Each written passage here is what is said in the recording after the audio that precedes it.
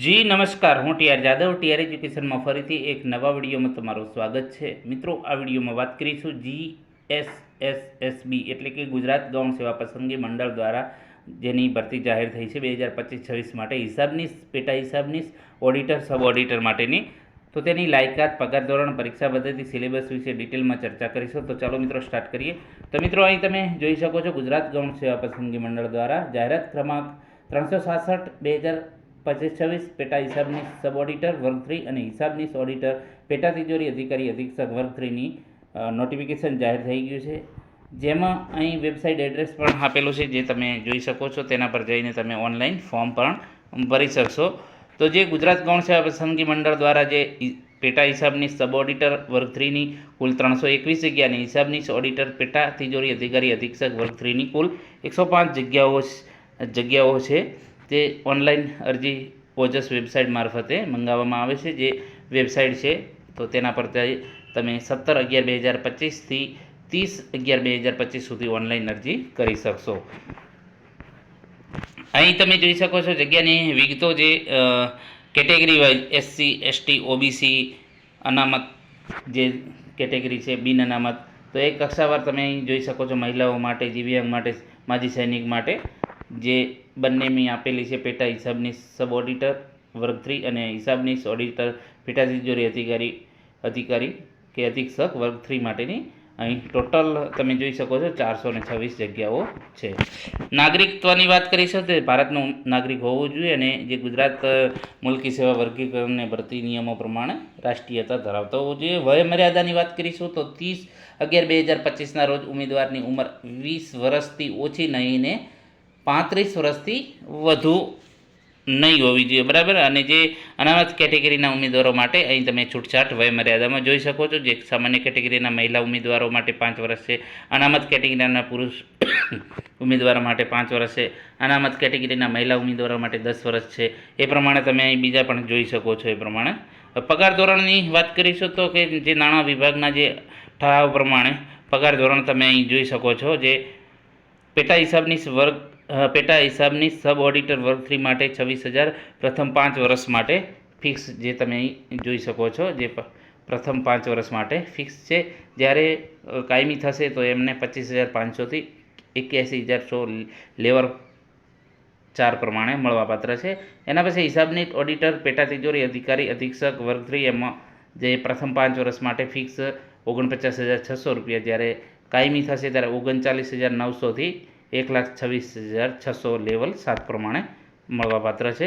એના પછી વાત કરીશું શૈક્ષણિક લાયકાત. મોસ્ટ IMP તમે જોઈ શકો છો, જે મોસ્ટ ઇમ્પોર્ટન્ટ છે. તો શૈક્ષણિક લાયકાતની વિગતો degree in bachelor business administrative, bachelor of computer application અથવા તો બેચરલ ઓફ કોમર્સ અથવા તો બેચરલ ઓફ સાયન્સ, જેમાં મેથેમેટિક્સ અને સ્ટેટિક હોય, અથવા તો બેચરલ ઓફ આર્ટ્સ, જેમાં statics, economics, mathematics obtain from any of university, બરાબર. તો એ જે છે શૈક્ષણિક લાયકાત છે, ગ્રેજ્યુએશન. અહીં તમે જોઈ શકો છો કે BSc CA એન્ડ IT તથા MSc CA એન્ડ ITના ડિગ્રી ધારક ઉમેદવારે આ જગ્યા માટે લાયક ગણવામાં આવેલ નથી. તો ઉમેદવારે જાહેરાતમાં સૂચવ્યા મુજબની શૈક્ષણિક લાયકાત અંગે સ્નાતક પરીક્ષા પાસ કર્યાની તારીખ મુખ્ય પરીક્ષાના ફોર્મ ભરવા માટેની આખરી તારીખ ગણવામાં આવશે. એના પછી તમે જોઈ શકો છો જે ગુજરાત મુલકી સેવા પ્રમાણે 1967માં ઠરાવ્યા પ્રમાણે કોમ્પ્યુટરના ઉપયોગ અંગેની પાયાની જાણકારી હોવી જોઈએ. ગુજરાતી અને હિન્દી ભાષાનું નોલેજ હોવું જોઈએ. એના પછી શૈક્ષણિક લાયકાત, વયમર્યાદા અને નિર્ધારિત તારીખ ક્યારે ગણવામાં આવશે. તો તમે વયમર્યાદા ઉન્નત વર્ગમાં સમાવેશ ન થતો એવું પ્રમાણપત્ર, નોન ક્રિમિનલ સર્ટિફિકેટ, EWS માટેનું પ્રમાણપત્ર, જાતિનું પ્રમાણપત્ર અને અન્ય જરૂરી લાયકાત માટે 30/11/2025ની સ્થિતિએ ધ્યાનમાં લેવામાં આવશે, બરાબર. કોમ્પ્યુટર અંગેનું તમે જોઈ શકો છો કે કોમ્પ્યુટર અંગે જે ગુજરાત સરકારના ઠરાવ પ્રમાણે CRR 10/2007, 120/320 જે પ્રમાણે નક્કી કરેલા અભ્યાસક્રમ મુજબ કોમ્પ્યુટર અંગેનું બેઝિક નોલેજ હોવું જોઈએ, તાલીમી સંસ્થાનું પ્રમાણપત્ર ચાલે, માર્કશીટ ધરાવતા હોવું જોઈએ, પ્રમાણપત્ર અથવા તો સરકાર માન્ય યુનિવર્સિટી અથવા સંસ્થામાં કોમ્પ્યુટર જ્ઞાન અંગેનું કોઈ પણ ડિપ્લોમા, ડિગ્રી કે સર્ટિફિકેટ કોર્સ કરેલો હોય તેવા પ્રમાણપત્ર, અથવા ડિગ્રી કે ડિપ્લોમા અભ્યાસક્રમમાં કોમ્પ્યુટર એક વિષય હોય તો તેઓ, અથવા તો ધોરણ 10 અથવા ધોરણ 12ની પરીક્ષામાં કોમ્પ્યુટરના વિષય સાથે પરીક્ષા પાસ કરેલી હોય તેવા પ્રમાણપત્ર. જો કે આ તબક્કે ન ધરાવતા પ્રમાણપત્ર ધરાવતા ન હોય એ પણ અરજી કરી શકશે, જ્યારે નિમણૂક સમય એમને આપવાનું રહેશે. એના પછી પરીક્ષા ફીની વાત કરીશું તો પરીક્ષા જે સામાન્ય વહીવટ વિભાગ દ્વારા પ્રાથમિક પરીક્ષા, જેમાં બિન અનામત કેટેગરીના ઉમેદવારો માટે 500 રૂપિયા છે, જ્યારે અનામત વર્ગ તમામ કેટેગરીના મહિલા, ઓબીસી, એસસી, એસટી અને ઈડબ્લ્યુએસ માટે 400 રૂપિયા છે. મુખ્ય પરીક્ષા માટે 600 રૂપિયા છે બિન અનામત, જ્યારે અનામત વર્ગના ઉમેદવારો માટે 500 રૂપિયા છે. એ પણ પરીક્ષામાં ઉપસ્થિત રહેલા ઉમેદવારોને ફી પછી રિટર્ન મળી જશે. એના પછી અભ્યાસક્રમની પરીક્ષા પદ્ધતિની વાત કરીશું તો તેમાં 2 પરીક્ષા લેવામાં આવશે, જેમાં મેન્સ અને જે છે ડિસ્ક્રિપ્શન ટાઈમની બીજી પરીક્ષા, પ્રિલિમ અને મેન્સ 2 પરીક્ષા લેવામાં આવશે. તો જે વાત કરીશું, જે પહેલી પરીક્ષા પ્રિલિમ હેતુલક્ષી એમસીક્યુ ટાઈપની હશે અથવા તો સીબીઆરટી કોમ્પ્યુટર બેઝ હશે તો ઓએમઆર ટાઈપની હશે. જ્યારે બીજા તબક્કામાં લાયક ઠરે ઉમેદવારોની મુખ્ય પરીક્ષાના વર્ણનાત્મક રૂપના 2 પેપરો હશે.